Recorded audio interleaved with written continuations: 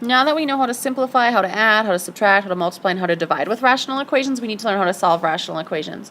Well, rational equations are just going to be equations in the form of fraction equals fraction. Guess what? You've learned how to solve that before. When you were back at Algebra 1, you guys learned about proportions. And proportions... okay, I'm sorry. My phone rang while I was recording and I don't remember where I left off. So I'm sorry if I'm repeating something I just said. But you talked about this or learned about this in algebra. Fraction equal to a fraction is a type of proportion. So you solve by cross multiplying, which most students tend to like. Remember that what you're going to do is you're going to take the opposite numerator and denominator and multiply those together. The opposite numerator and denominator, multiply those together, and then set those two equations equal to each other. One big difference, excuse me. One big difference, however, is that you always have to remember to check your solution. The reason being is because after you cross multiply, you have to make sure that your solution does not make your denominator 0. Because as we know, we cannot have zeros in our denominators. So we have two separate examples that we're going to look at. Looking at the first example, I see that I have negative 4 over 5x plus 10 equals 3 over x plus 2. So I'm going to go ahead and cross multiply, giving me negative 4 times x plus 2. I do have to group x plus 2 together to show that I'm multiplying the negative 4 by the entire bottom. Same thing, I have 3 times 5x plus 10, where 5x plus 10 must be in parentheses. So now I go ahead and solve this. Well, since I have parentheses, I start by getting rid of the parentheses and distributing. Again, over here, getting rid of the parentheses by distributing. And then I do not want a variable on both sides, which I have right now. I have an x on each side. So I'm going to get rid of one of them. It doesn't matter which. I'll get rid of the one on the left by adding 4x, giving me negative 8 equals 19x plus 30. In order to get rid of, or to get x by itself, I'll get rid of my adding first by subtracting, giving me negative 38 equals 19x. And then I'm going to go ahead and divide by 19. And I get negative 2 equals x for my solution. But remember, I have to check my solution. So I check it by putting it into the denominator of each fraction. So when I plug negative 2 into 5x plus 10, and I want to make sure that does not equal 0, well, that gives me negative plus 10, which does equal 0. So for that reason, this solution doesn't work. So since the only solution I found doesn't work, I'm going to go ahead and say that there is no solution to this rational equation.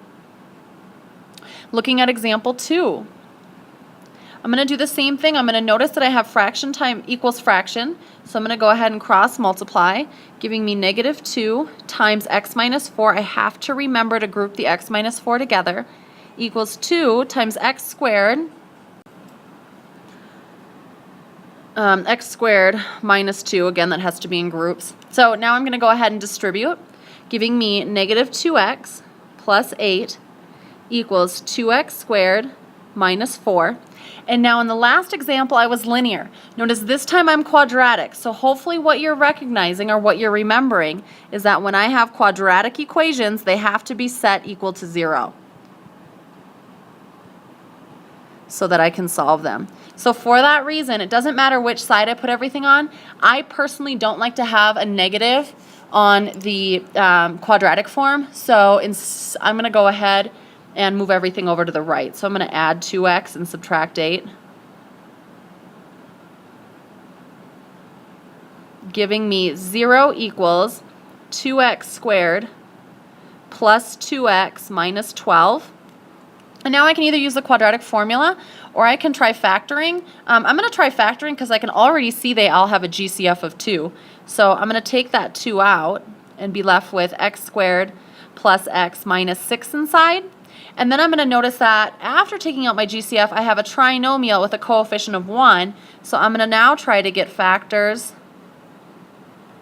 of negative 6 with a sum of 1. And I know that 3 times negative 2 equals negative 6. and 3 plus negative 2 equals 1. So I'm going to have the equation 2 times x plus 3 times x minus 2, and notice that's all equal to 0. So what do I do if a whole bunch of things multiply to be equal to 0?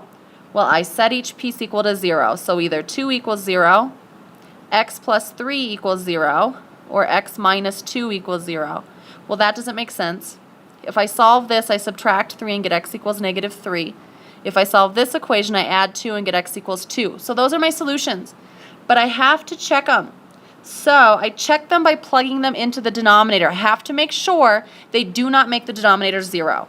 So I'll start by checking negative 3. So if I plug negative 3 into the left side fraction denominator, so x squared minus 2, I have negative 3 squared minus 2. Does that equal 0? Well, 9 minus 2 equals 0? No. So that works. That's a solution. I'm also going to check 2. Does 2 squared minus 2 equal 0? Oh, actually, you know what? Time out. Before I check 2, I also have to check the right side. Plugging negative 3 into the denominator of the right side, negative 3 minus 4. Does that equal 0? Well, no, that's going to be negative 7. So negative 3 is okay. It is a solution. Doing the same thing with 2, I plug 2 into the left side, and I get 2 squared minus 2. Does that equal 0? Well, no, because that's going to be 4 minus 2. Ooh, no, I don't want to move that up. I can't move my page up anymore, so I'm out of room. So 4 minus 2 does not equal 0, so 2 works there. I also have to plug 2 into the right side. So does 2 minus 4 equal 0? No, so that works as well. So in this one, they were both my solutions. So first example, I got no solution because the answer I got made my denominator 0. Second example, I got 2 separate solutions because it was quadratic, and both solutions did work because neither of them made my denominator 0. So reviewing the process really quickly, fraction equal to a fraction, I cross multiply. If after cross multiplying I only have x's, I can go ahead and solve that linear equation. If after cross multiplying I'm left with x squareds, I have to make sure and recognize that it's quadratic, and I'm using my quadratic methods to solve it. And then always remembering to check my solutions.